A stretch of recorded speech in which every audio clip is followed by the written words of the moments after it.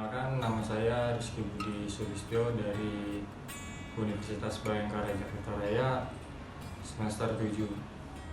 Di sini saya akan menjelaskan atau memberikan informasi tentang apa itu kecemasan atau anxiety disorder, yang mana hal ini sering umum atau terjadi kepada kita semua atau hampir semuanya pernah mengalaminya. Namun di video ini saya akan menjelaskan bagaimana cara mengatasinya dan bagaimana tanda-tandanya dan apa yang harus kita lakukan jika kecemasan itu datang kepada kita atau saat kita menghadapi situasi tertentu dan merasakan cemas.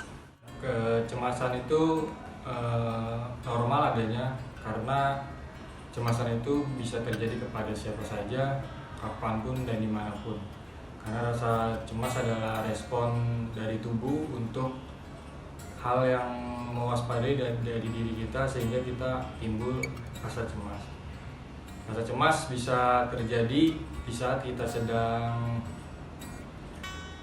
menunggu hasil pengumuman, atau sedang interview, atau sedang di jalan karena cemas akan keadaan, atau cemas akan masa depan, atau cemas akan diri kita.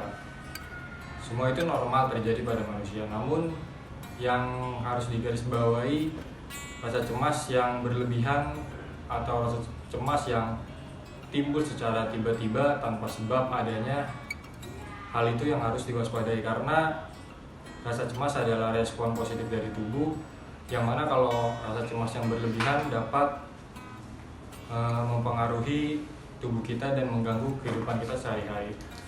Contohnya ketika kita sedang berjalan atau sedang naik motor, kita merasakan cemas, itu hal yang wajar. Namun kalau kita sedang di rumah atau diem atau tanpa sebab rasa cemas itu muncul yang berlebihan, atau rasa cemas itu dapat mengganggu kita, itu harus diwaspadai dan dicari penyebabnya, bagaimana cara mengatasinya, karena hal itu sangat berbahaya bagi tubuh kita. Dan untuk hal lebih lanjutnya bisa dihubungi ke orang yang terpercaya atau bisa ke psikolog terdekat. Ini karena rasa cemas ini paling banyak terjadi pada usia remaja atau sampai dewasa awal, karena pada umur segitu banyak remaja atau dewasa yang mengalami rasa cemas yang berlebihan karena takut akan dirinya atau takut akan situasinya yang mereka hadapi. Hal ini juga didukung oleh data Box bahwa jutaan warga negara Indonesia mengalami gangguan mental, dan gangguan paling banyak dialami adalah gangguan kecemasan. Dan gangguan kecemasan ini paling banyak dirasakan pada usia remaja sampai dewasa.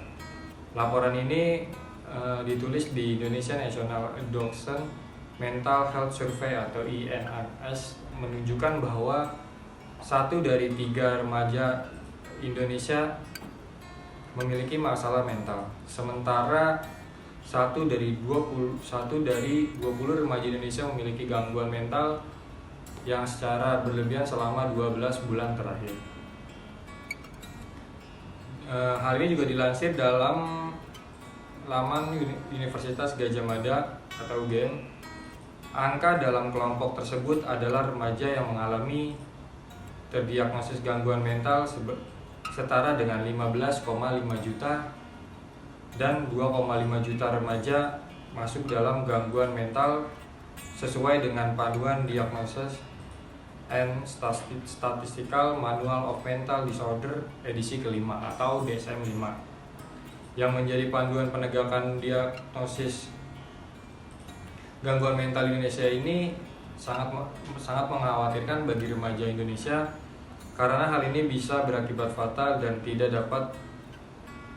jika tidak dapat diminimalisir akan sangat berbahaya di kemudian hari. Oleh sebab itu, maka saya memilih topik kecemasan sosial ini karena sangat relate dengan saya dan diri saya yang sudah beranjak remaja dan dewasa. Dan untuk lebih jauhnya, mari kita dengarkan beberapa narasumber yang sudah atau pernah mengalami kecemasan tersebut. Kecemasan. Kecemasan itu ketika kita was-was ingin melakukan sesuatu.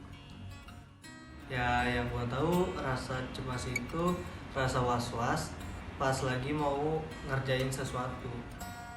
Adalah rasa was-was kalau pengen ngelakuin ngadepin sesuatu gitu, contohnya interview, terus ya macam-macam lah pokoknya lah. Saya dulu sering ngalamin kecemasan ketika saya ingin berbicara di depan umum kayak presentasi. Kalau ngerasain cemas sih pernah pas lagi nunggu untuk interview kerja. Pernah sih ngalamin rasa cemas kalau misalkan mikirin kerjaan belum beres atau enggak mikirin kuliah juga nggak lulus juga.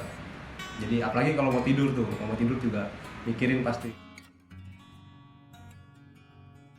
Mas berlebihan saya pernah mengalaminya ketika saya melakukan gap year. Saya selalu cemas tiap malam ketika orang-orang terlelap dalam mimpinya. Saya sibuk memikirkan apa yang terjadi di masa depan jika saya tidak melakukan apapun di masa ini. Dan saya juga selalu merasa sebenarnya saya itu dilahirkan buat apa gitu. Saya ini di sini tuh ada buat apa? Saya ini manusia yang nggak berguna. Saya ini manusia yang nggak ada manfaatnya. Kenapa saya harus ada di sini gitu? Kenapa saya harus lahir di dunia ini kalau misalkan saya nggak berguna buat siapapun gitu. Terus apa yang saya harus lakukan biar masa depan saya lebih baik gitu. Kalau di masa kini aja saya masih diem aja. Saya juga sering nangis sendirian kalau malam tuh, kalau lagi bener-bener hening suaranya, saya suka bengong tanpa sebab, air mata saya keluar sendiri. Dan saya selalu mikir kayak, kenapa harus saya yang kayak gini? Tiba-tiba cemas gitu. Kadang kalau malam tiba-tiba mikirin, wah anjir kuliah gue gimana nih? Kok nggak lulus? Apalagi kalau ngadepin mikirin kerjaan yang besoknya udah deadline, terus masih banyak yang mau dikerjain. Sering kalau soal kuliah sering, paling seminggu ya nggak bisa dihitung sih, paling seminggu adalah cemasnya lah pokoknya. Itu sih nggak pernah, cuma kalau untuk cemas biasanya kalau lagi mau ngelakuin sesuatu kayak tadi buat interview kerja sambil nunggu, itu baru cemas.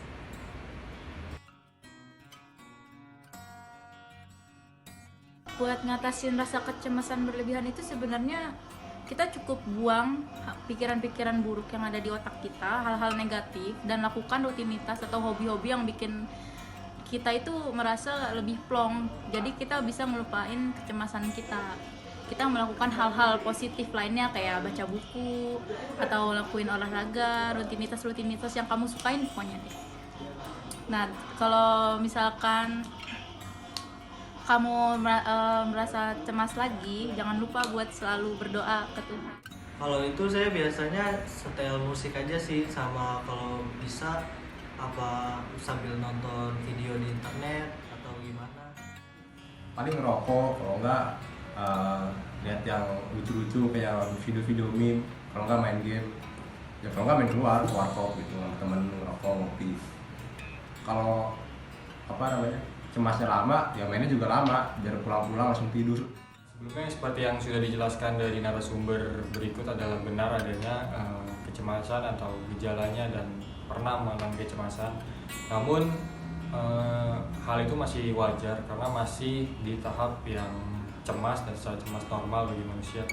Namun hal yang perlu digarisbawahi adalah kecemasan bisa berakibat fatal jika sudah mengalami beberapa hal tersebut, seperti kecemasan yang sulit dikontrol, gelisah dan panik atau kelelahan, akan susah tidur, terus sulit berkonsentrasi, mudah marah dan terpancing emosi, rasa sakit, nyeri pada tubuh, otak tegang, mulut mulai kering, dan tangan, kaki kesemutan serta berkeringat. Hal ini tidak bisa salah satu dijadikan faktor kecemasan yang memasuki tahap yang sudah tidak normal lagi, karena hal ini bisa berlaku jika sering atau secara berturut-turut selama 12 bulan terakhir dan bisa baru dikatakan masuk ke anxiety disorder jika sudah didiagnos oleh psikolog atau psikoterapi. Setelah yang sudah dipaparkan dari awal, dari pengertian dan faktor-faktor serta gejala atau tanda-tandanya, jika dari salah satu dari kita atau kalian pernah mengalami kecemasan tersebut, bagaimana cara mengatasinya dan bagaimana cara mencegahnya, mungkin bisa langsung tanya ke psikolog terdekat atau bisa secara online menghubungi aplikasi-aplikasi online yang sudah terdetek dimanapun dan bisa menghubungi para psikolognya langsung. Nanti akan diberikan tindakan dan arahan untuk mengenai masalah tersebut ditentukan oleh dokter dan psikolognya tersebut. Terima kasih.